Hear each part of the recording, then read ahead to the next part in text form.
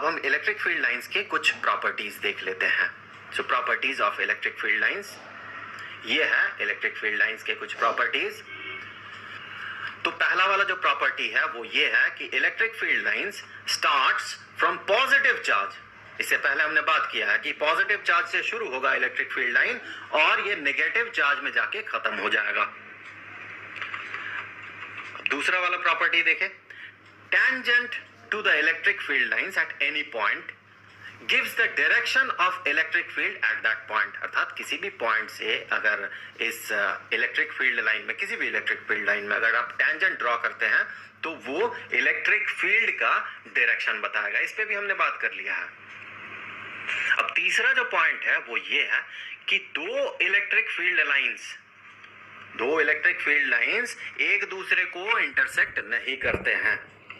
इस पे हम आगे चर्चा कर रहे हैं। चलिए, चौथा वाला पॉइंट ये है कि the relative closeness of field lines gives the idea of the strength of the electric field. इसका मतलब ये है कि अगर आप रीजन एक कंसीडर करें, फॉर एग्जांपल ये वाला रीजन मैंने कंसीडर किया और एक रीजन मैं कंसीडर कर रहा हूं, उतना ही रीजन यहां पर, तो इन दोनों रीजन्स में आप इलेक्ट्रिक फील्ड लाइंस का डेंसिटी देखिए कितना है। यहां पर इलेक्ट्रिक फील्ड लाइंस का कुछ डेंसिटी है, यहां भी इलेक्ट्रिक फील्ड लाइंस का डेंसिटी है। कहां पर डेंसिटी आपको ज्यादा दिख रहा है? यहां पर इलेक्ट्रिक फील्ड लाइंस का डेंसिटी ज्यादा है। ज्यादा से ज्यादा इलेक्ट्रिक फील्ड लाइंस यहां से क्रॉस कर रहा है और यहां बहुत कम इलेक्ट्रिक फील्ड लाइंस इस रीजन से क्रॉस कर रहा है। इसका मतलब इस रीजन में जो इलेक्ट्रिक फील्ड का स्ट्रेंथ है या इलेक्ट्रिक फील्ड इंटेंसिटी का जो स्ट्रेंथ है, उसका जो मैग्नीट्यूड है, वो यहां से ज्यादा होगा। तो यहां पर इलेक्ट्रिक फील्ड ज्यादा और यहां पर इलेक्ट्रिक फील्ड का स्ट्रेंथ कम होगा। उसी तरह से आप दो रीजन और कंसीडर कर ले। जैसे कि अगर मैं कंसीडर करता हूं एक रीजन यहां पर और एक रीजन यहां पर, तो आप सिंपली ये देख के बताइए कहां पर इलेक्ट्रिक फील्ड ज्यादा होना चाहिए, इलेक्ट्रिक फील्ड का मैग्नीट्यूड।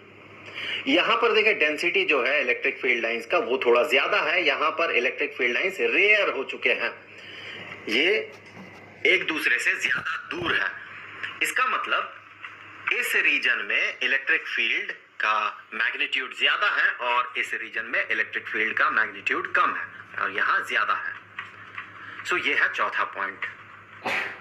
अब चलिए वापस आ जाते हैं तीसरे पॉइंट पे। तीसरा पॉइंट ये है कि दो इलेक्ट्रिक फील्ड लाइंस एक दूसरे को क्रॉस नहीं करेंगे, इंटरसेक्ट नहीं करेंगे एक दूसरे के साथ। ऐसा क्यों? यहां पर देखिए, according to the definition of electric field lines में किसी भी एक पॉइंट पे अगर आप इलेक्ट्रिक फील्ड का डायरेक्शन पता करना चाहते हैं तो आपको क्या करना होगा?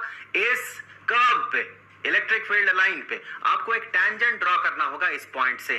तो ये बताएगा इलेक्ट्रिक फील्ड इंटेंसिटी का डायरेक्शन, अर्थात इलेक्ट्रिक फील्ड इंटेंसिटी किस डायरेक्शन में है। लेकिन अगर मान ले कि दो इलेक्ट्रिक फील्ड लाइंस एक दूसरे को इंटरसेक्ट कर रहे हैं, जैसे कि ये एक इलेक्ट्रिक फील्ड लाइन मान ले और ये एक इलेक्ट्रिक फील्ड लाइन, ये दोनों इस पॉइंट में से पॉइंट P में एक दूसरे को इंटरसेक्ट कर रहे हैं। तो अगर ऐसा होता है तो देखिए क्या होगा। इस P पॉइंट पे अगर आप इलेक्ट्रिक फील्ड इंटेंसिटी का डायरेक्शन पता करना चाहें तो आप क्या करेंगे? इस P पॉइंट से किसी एक कर्व में, इस P पॉइंट से जो इलेक्ट्रिक फील्ड लाइन क्रॉस कर रहा है, उस इलेक्ट्रिक फील्ड लाइन पे आप एक टेंजेंट ड्रॉ करेंगे। तो इस P पॉइंट से ये वाला जो लाइन है, इलेक्ट्रिक फील्ड लाइन, ये क्रॉस कर रहा है, तो इस पे हमने ड्रॉ कर दिया एक टेंजेंट। तो ये हो गया इलेक्ट्रिक फील्ड इंटेंसिटी का डायरेक्शन। लेकिन इसी P पॉइंट से और एक इलेक्ट्रिक फील्ड लाइन पास कर रहा है जो कि ये वाला इलेक्ट्रिक फील्ड लाइन है। इसका मतलब इस P पॉइंट से अगर इस कर्व में हम टेंजेंट ड्रॉ करें तो ये भी इलेक्ट्रिक फील्ड का डायरेक्शन बताएगा। तो P पॉइंट में जो इलेक्ट्रिक फील्ड इंटेंसिटी बनेगा उसका डायरेक्शन ये E1 होगा या फिर उसका डायरेक्शन ये E2 होगा। ऐसा तो नहीं हो सकता है। किसी एक सर्टेन रीजन में जहां पर इलेक्ट्रिक फील्ड क्रिएट हो रहा, उस रीजन में अगर आप एक पॉइंट कंसीडर करते हैं तो इस पॉइंट में जो इलेक्ट्रिक फील्ड बनेगा उसका तो एक डेफिनेट डायरेक्शन होगा ना।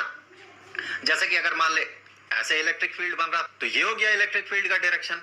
अगर ऐसा नहीं है, कुछ ऐसा है, तो ये हो गया इलेक्ट्रिक फील्ड का डायरेक्शन। एक पॉइंट में जो इलेक्ट्रिक फील्ड बनेगा उसका तो एक ही डायरेक्शन होगा ना, उसका तो दो डायरेक्शन पॉसिबल नहीं है। इसीलिए दो इलेक्ट्रिक फील्ड लाइंस एक दूसरे को इंटरसेक्ट नहीं करते हैं।